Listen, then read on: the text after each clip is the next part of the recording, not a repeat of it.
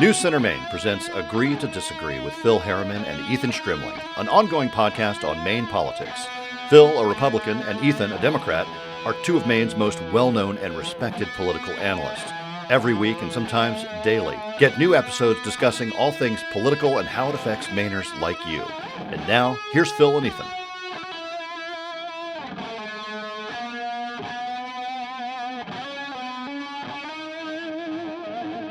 Welcome to episode 15 of the Agree to Disagree podcast with Phil and Ethan on CENTER Maine, a weekly podcast that we will be doing from now through Election Day and maybe even a couple after that. Phil, how you feeling? Well, you can feel the interest by the voter is starting to be factored into the media and the candidates. So this is an exciting time to be covering what is arguably one of the most important senatorial elections in Maine history. And of course, we continue to have a lot to talk about with the presidential candidate. So welcome to another edition of Agree to Disagree. Did you have a good week? Did you get any rest or relaxation in? I know you were flying around a little bit. I've been flying. I've been working with, client financial planning business. Very curious about the mood of people in Maine about the what do you think of people like Biden wins, market goes up, Trump wins, market goes up? What are you advising people here, buddy? I don't give financial advice over the airwaves. Oh, you got to pay for that. You got to be one-on-one, baby. Fair enough. Well, I'm telling people, put your money on Biden, baby. He's going to win. So, well, plus we have Ethan on the hot seat this week on a round of nailed it or failed it. We do indeed. We got a lot of topics, so let me get to the topics first. We got the canceled presidential debates between Biden and Trump. We're going to talk a little bit about Coney Barrett. $100 million spent to date so far on the race between Collins and Gideon, federal races. Absentee ballots are already coming in fast and furious, and the Supreme Court's going to rule whether they can be counted after Election Day. We have some editorializing by local newspapers. We got some negative polling out there. We got a whole lot more. Plus, as you mentioned, we got a little bit nailed it and failed it. Love it, hate it. As Speaker of the House, I solemnly and sadly open the debate. All right, my friend. The Nonpartisan Commission on Elections canceled the second debate, as you know, after Trump refused to participate by Zoom. Should Trump have agreed to the new terms? And were they right to cancel when he didn't? I think they both were right. I think President Trump is well aware that trying to engage in a spirited debate via the internet loses a lot in its transmission, if you will. So I think having it live was certainly in both candidates' best interest and plays to their opportunity to truly influence what I believe is a very, very small percentage of the people who really haven't decided who to vote for. And I think the commission was wise to cancel the debate. That would have given Joe Biden basically an hour and a half of free campaign advertising time. I can't figure out if Donald Trump, was just petrified of getting back on stage with Joe Biden, and that's why he blew this thing up, or whether it was his campaign advisors telling him, you need to not go back out there yet. Either way, I think it was smart political strategy. When the first debate occurred that night, September 29th, Joe Biden had about a 7-point lead, 7.1 nationally. 2 weeks later, almost to the day, that lead had grown to 10.5%. It has to go down as one of the worst performances in a presidential debate in United States history, just looking at the numbers. So whatever the reasoning was, Donald Trump was very smart to not go back out on that stage. Well, I see the reason very, very differently, but I would give you this. His behavior in that first debate was irritating at best, and it definitely turned people off. I bet literally they turned off the television and the radio if they were watching or listening. So the question becomes, what do they do next? Do they just continue operating in their own silos and campaign, or do you think they'll pull one of these together? I do actually. I think they will have the third debate. I think they should have the third debate. Look, with COVID, we heard just recently that a couple of staff on Kamala Harris's campaign have come down with it. So this thing is moving fast and furious. It could cancel it, could make it Zoom. I hope they have a final one. I think it'll probably bode well for the country and probably help Joe Biden. Okay. The Coney Barrett nomination hearings are in full swing. Regardless of the process, you have to be impressed with her intellect and demeanor, Strim. I don't know that I have to be. I mean, certainly her demeanor, but I would say I have not been very impressed with her answers at these debates. Just a couple days ago, she was asked, do you think the president has the ability to postpone the election? And she refused to answer it. And, that's a black and white answer in the Constitution. Very clear. Congress sets the date of the election. The president is out by January 20th. Second question was, do you think voter intimidation at the polls could be allowed? And clear, black and white, constitutionally not allowed. She was not able to answer that question. So I have to say I've been pretty disappointed in her responses to a lot of these questions. Not the Scalia even that we saw a number of years ago. He was at least willing to say what his position was. Yeah, I can see on those two isolated questions that those are political, voting right issues. I understand why you reacted the way you did, but overall, I feel this is one of the most impressive people I've met or had an opportunity to observe in a long time. Her credentials are, the best.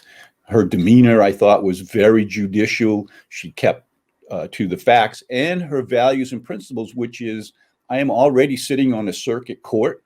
I don't want to be jeopardizing or tainting decisions that I will need to make. And it's my place to be open-minded and objective, use the rule of law, the Constitution, and to apply it fairly. And I think that really captured the respect of people who don't know who she was, or perhaps felt because of some of her, labels wasn't worthy. I think she turned a lot of people in the direction of supporting her nomination. Well, let's be clear. She's not turning any votes for or against her. I'll be honest. I think those votes have already been lined up.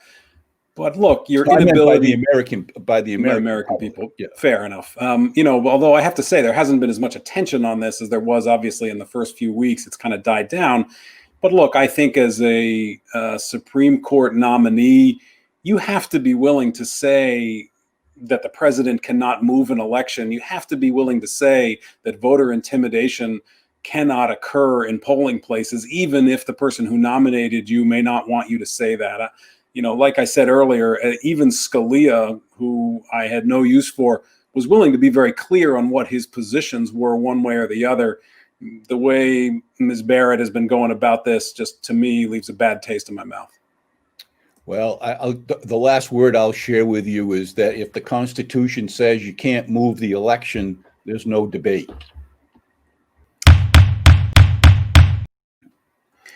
All right, buddy, tonight, the first televised debate in the CD2 race between Jared Golden and Dale Crafts.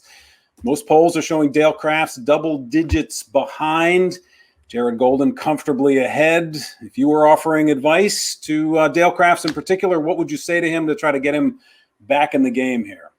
Well, I think Dale has to assume that most people still do not know who he is. That's part of the problem with campaigns, is you're surrounded by people who are telling you, what you want to hear. He's got to present himself tonight in a way in which he's assuming nobody knows who he is, and tell his story of his upbringing and his accident and how he's carried on with his life with great success, and those values and principles that he was taught as a boy that he has lived by, and the values of the Republicans and how they synchronize with who he is, I think is the best way for him to spend a vast majority of his time tonight. But he's also going to have to find the issues where he and Jared Golden disagree and make sure that's clear to people. Yeah, introducing himself is really key tonight. You're absolutely right. Nobody knows who he is, and he's got to tell his story because he does have a very compelling story. And I think that's what will be interesting to people, just as an intro to say, okay, is this somebody I could be comfortable with? That said, he's really going to have to explain to people why it is that Jared Golden needs to be replaced. You know, Jared doesn't really have many votes out of step with that district, which I think is why he's so comfortably ahead. And I think Dale Crass has to give people a reason. You know, why do you want to get rid of Jared Golden? Because so far, nobody's really made the case, because honestly, Jared Golden, I think, has done a pretty good job for CD2. Yeah, I agree with you on that. Plus, you know, the optics, you notice he's always dressed down. He's showing his tattoos. He's emulating his district through his nonverbal communication, which I think endears him to people. And as you say, the issues that they would perhaps not be in support with him haven't been highlighted. So most people would say, I know who he is. He represents me, and I don't have a reason to vote him out of office. Yeah, I think that's true. You know, one other issue for Dale, other than introducing himself and making clear why it is that people wouldn't want to send Jared back, he's going to have to answer to a couple of issues. You know, he ran that ad that was clearly false. He's made some statements about the fact that he said he voted for the LePage tax cuts, even when it turns out he didn't vote for those LePage tax cuts. So he's made some real mistakes. He went on radio and said that he had been endorsed by the Sportsmen's Alliance of Maine, another false statement. So he's made some real rookie mistakes as a candidate out there. I assume that the moderators are going to make him step up and answer those charges. Yeah, I suspect they will, and he needs to have a crisp, clear, succinct answer. All right, here we go, my friend. Your favorite part of the show. Love it, hate it. Wake me up when it is over. Okay. You ready? Yes. Ethan. No. Phil. Okay. Spending on federal races in Maine has topped $100 million, crushing all previous records. Phil, are you loving this? You hating this? Wake me up when it's over. I'm actually hating this. I think the law of diminishing returns is starting to set in. I think the voters of Maine realize that they're being inundated by people outside of Maine, and they're hating it. Your beloved Portland Press Herald came out against all 5 of your referendum questions in Portland. Strim, you loving this, hating this, or shall we wake you up when it's over? Well, you know, I'm very involved in trying to help to get these referendum passed, and you'll be surprised by my answer. I'm actually kind of loving this. Look, I think the contrast, I think the contrast of the people versus the establishment is the contrast that is going on in the city, and it's becoming clearer and clearer. The mayor, council, Press Herald, Chamber of Commerce, all the landed gentry, as it were, are coming out to oppose these things. The people themselves are the ones who are going to speak. So I'm all right with it. Phil, Dr. Jay Allen running against Shelley Pingree for U.S. Congress. Boy, this is a race we barely talk about. They had a debate. He said too many people are wearing masks. Are you kidding me? Phil, you loving it, you hating it, or wake me up when it's over? Well, I'm going to surprise you on this one. I'm actually loving it. I think there is ample scientific evidence out there that suggests that the virus is more contagious than we thought, and it's not as lethal as we first heard. And we have enough information now to know who are the people who are most vulnerable, who need to be super careful and protected. And so I think his point was that the masks are inhibiting our ability to create the herd immunity that would come naturally. So, you know, as tough as this is to say, I think he's got a point. Ethan, the Maine Supreme Court is now looking at whether absentee ballots should be accepted after Election Day. Strim, you loving this, hating it, or want me to wake you up? I'm loving this one for sure, and I hope the Supreme Court comes down and says that, yes, ballots can be collected as long as they have a date certain by that day. The arguments are that right now we are in a health emergency, and forcing people to have to bring theirs in at a time when it might not be safe is not a good idea. So I've always felt postmark should be the determining factor, not simply the whether the ballot is at City Hall by 8 p.m. Philip, it turns out an arm of the Republican Party was responsible for that poll that was brought in front of the Ethics Commission that tested some negatives in a Maine state Senate race. Phil, you loving this, you hating this, or wake me up when it's over? Yeah, I'm hating this one. This is just another example of how the political scientists that are behind the scenes that you never really get to know are trying to influence psychologically how people will vote, and then use that information to turn it into advertising. I think Maine people are, particularly with the Collins-Gideon race, are seeing enough of it to say, this doesn't work for me anymore. Ethan, 78,000 Democrats, 24,000 Republicans have voted already. You loving this, hating it, or shall we wake you up? No, I am loving this, buddy, but I want it to be 5-1. 3-1 is not even enough for me. I want so many Democrats to get out there and vote. As I have said earlier, look, Republicans want to wait until Election Day when could be a rain, a snowstorm, 1,000 things could happen. Go ahead and have at it. But this strategy of convincing Republicans to wait is really backfiring.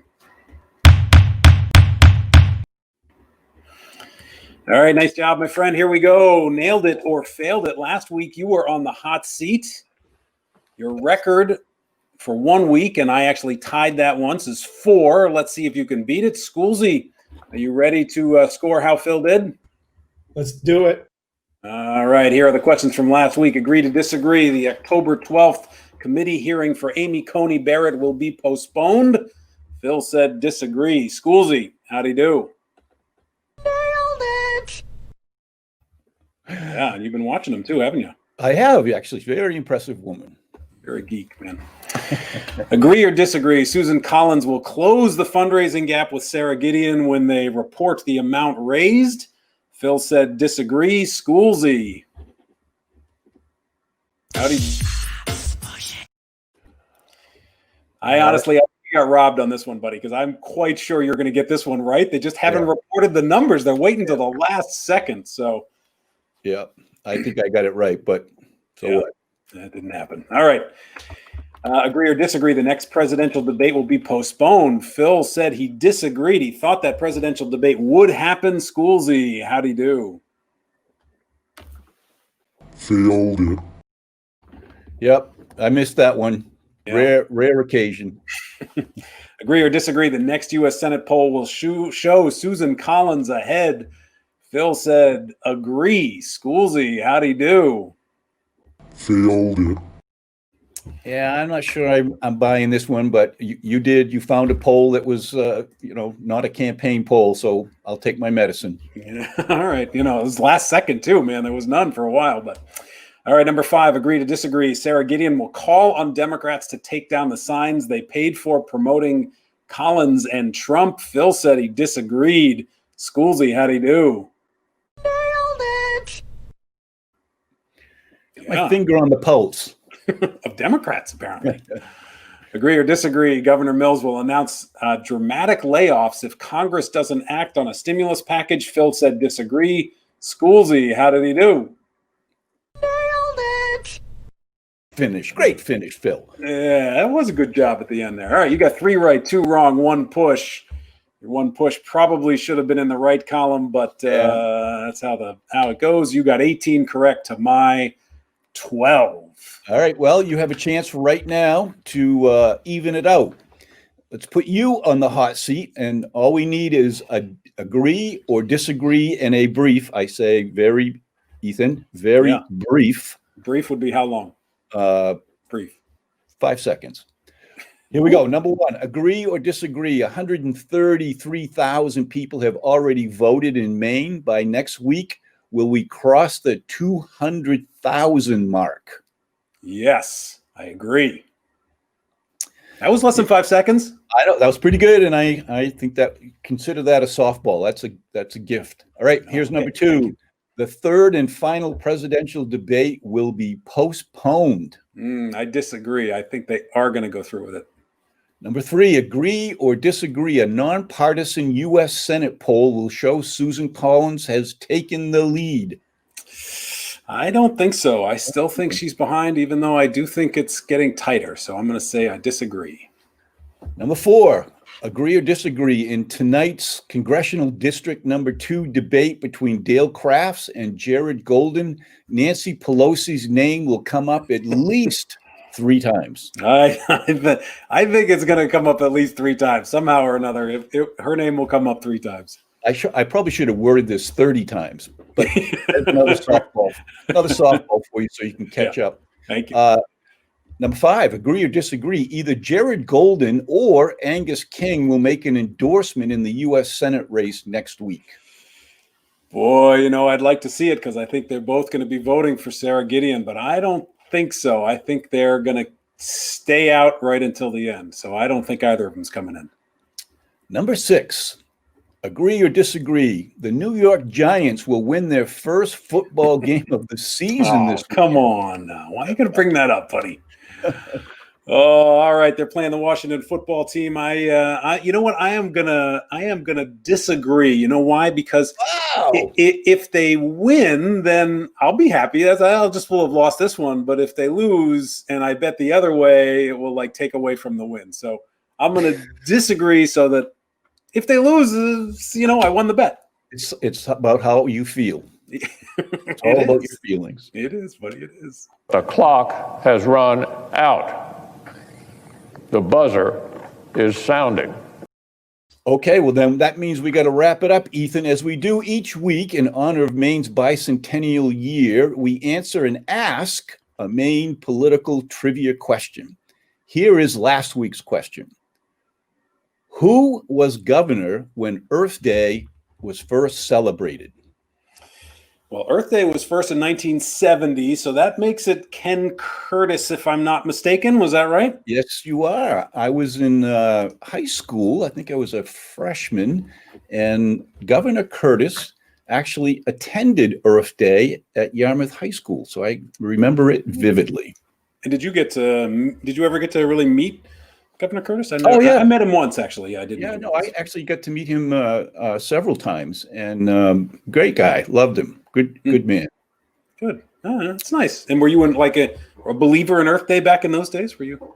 Yeah, I grew up in an era where pollution was prevalent, whether it was the parking lot at McDonald's or the river that ran through Yarmouth. It was Earth Day was needed. And boy, we've come a long way. We used to measure things by the ton, and now we measure them by the particulate. So yeah, it's good. That is good. That's a pretty good line, actually. I have to use that. All right, here's this week's trivia question. And this one was kind of fun. I had to do a little research to figure this out. Just popped into my head. What is the most popular first name for Maine governors? And I can give everyone a hint. It is neither Ethan nor Philip. That's for sure. In fact, I couldn't believe it. There has not been a Philip governor in the state of Maine. Oh, wow. Well, maybe you will be the first. You just got to step into that game, man. That'd be awesome. That's a wrap, folks. Okay, Donald, tell us how we did. And you're fake news. You are fake news. Figures. See you next week, my friend. Every week he says we're fake news. Maybe someday he'll say something different. Have a great one, buddy. Talk to you soon.